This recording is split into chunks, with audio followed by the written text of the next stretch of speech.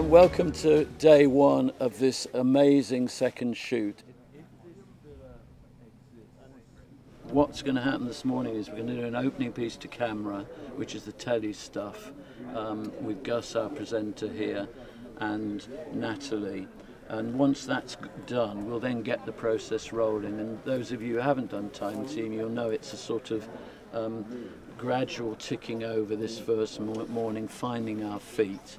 You don't have to rush too much, just let's get started. Once the trench is open, everything will calm down and we'll all feel remarkably more relaxed than we do at the moment.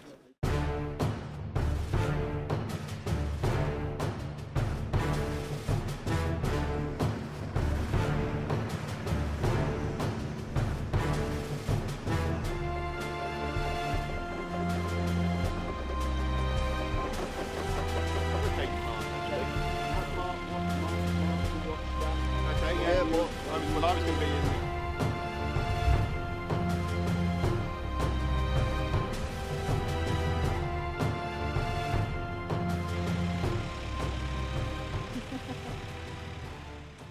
It's day one, it's Dig Watch, we're here in Oxfordshire. Yep, we're going to go on a little trench walk. We're going to catch up with a few people as we wander around and yeah, let you know what's going on.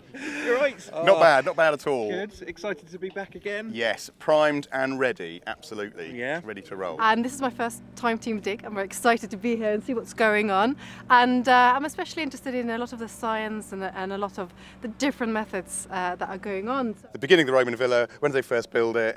When did they abandon it and why? What happened? They strew the floor with their treasures as they left, that kind of thing. Okay. And usually they do, so yeah, I'm looking forward to some good stuff. I'm interested in what happens after the Romans as well, so seeing what's that midpoint. So the Roman villa is here and then we have this castle coming up. What happens in between? Is Henry in here? Henry's over there. They've got the big touchscreen, amazing Dell's touchscreen, but as we've already alluded to, it's going to be a very data-heavy project this week, and that screen's going to be the hub of that. So we've got the GIS, the Geographical Information Systems, we've got the geophysics, we've got magnetometry and radar data.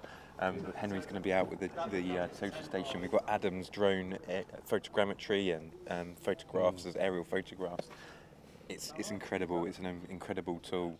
So with this dig's immediately feels bigger than out in Cornwall. It's a crazy scale, even just standing here and looking at the dig site, which is behind us. We've got 2 sets of portaloos. That's how big it is. But as everything grows, it increases in numbers, as do the specialists and the experts. So we had 2 metal detectorists on site, out in Cornwall.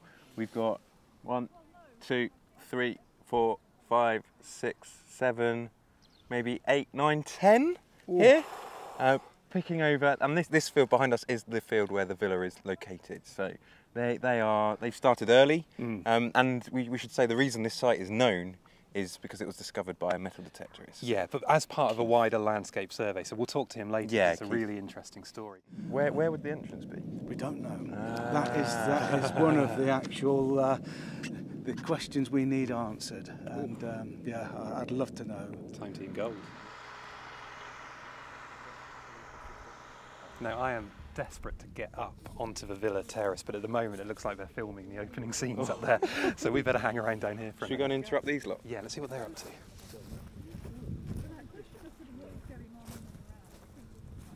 And that's some other stuff. This was weird because I had some bumps on it. I don't know what that's weird looking, but and this might be something. Yeah, oh, that's what it's like Roman grey ware, doesn't it? And that's 2 minutes in, and we're pulling out amazing things like roof tiles, and it's 12 inches beneath the surface of the soil. We're already uncovering really amazing archaeology. So we've got roof tiles. We know it had a roof. This is groundbreaking stuff. Breaking news. We know it had a roof.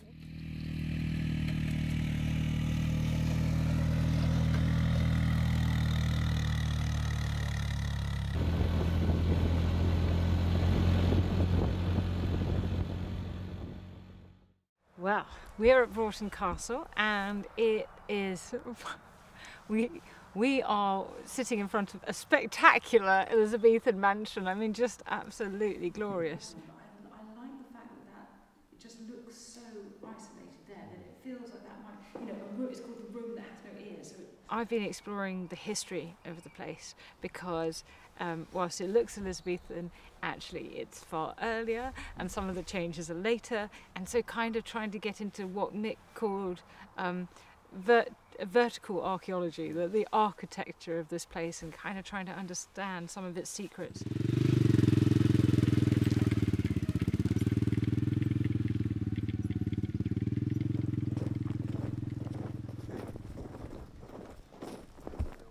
So we've been chased out of Trench 4 and we've come swiftly up to Trench 2, where we've just had a masterclass in strategic archaeological planning.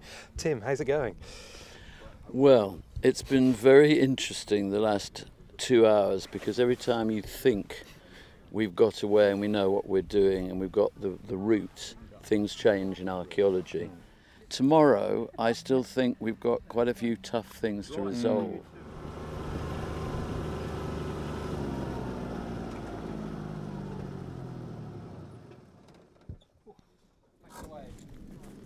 All right, lads, how's it going?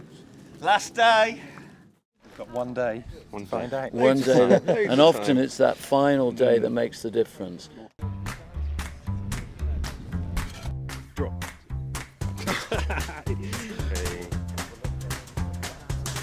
Drop. That's the ability.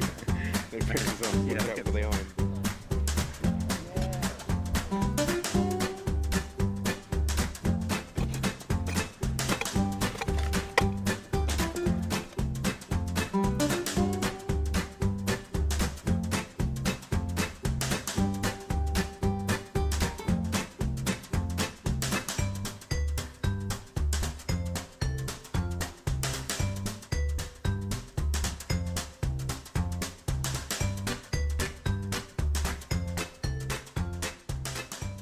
oh, very good. Oh, Whoa!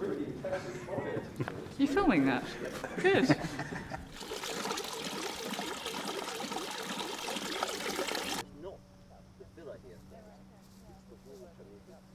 Well, it's the morning of day 3, and it's always a kind of tricky time because you've got the tension of wanting to finish the work you've done in the trenches you opened up already, with a desire to open up more trenches. Okay, so at the end of day yesterday, there was quite an exciting development in Trench. I don't even know what number it is now because we've got so many of them. So in true environmental archaeology, or just good archaeological practice, we took a soil sample from in and around the interesting development that we found and have processed it.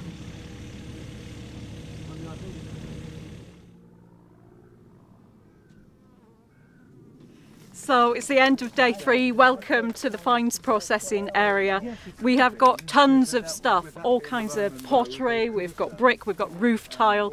Look at that. Oh. Look at that. A little beaker. Wow. The wider context of the story has been really the thing that's driven it along.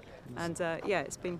But what was the best thing? Well, obviously John's geophysics was by far and away the best thing, way better than Jimmy's radar. Point to yours. Excellent, thank you very much. We've been hearing contrasting stories about that.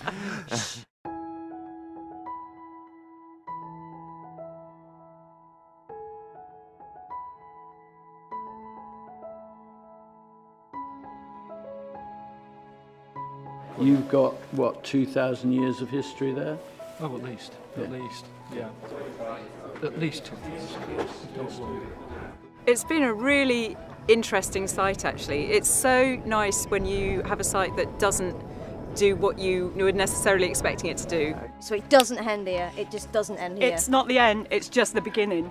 It must be quite nice to know how the story ends in a sense. Aliens. Oh no. I knew it.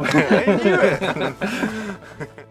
We just had a really kind of wonderful moment. It's really been good archaeology. It's gone very well.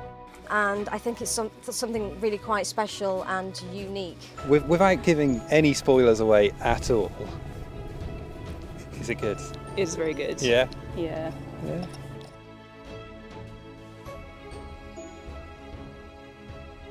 I was just beginning to lose heart that we would actually find anything of significance, and then suddenly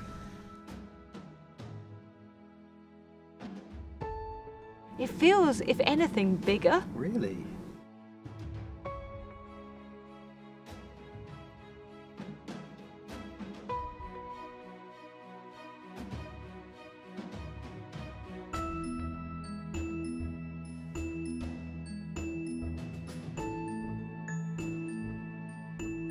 it's really so substantial and so fascinating that, you know, just watching it unfold was just, it was just glorious. There's people out there who are great supporters that made this happen, Patreon people. If you've got some friends who you know, Patreon guys, trying to get them on board, because it's only your support that helps all this to happen. So thank you very much.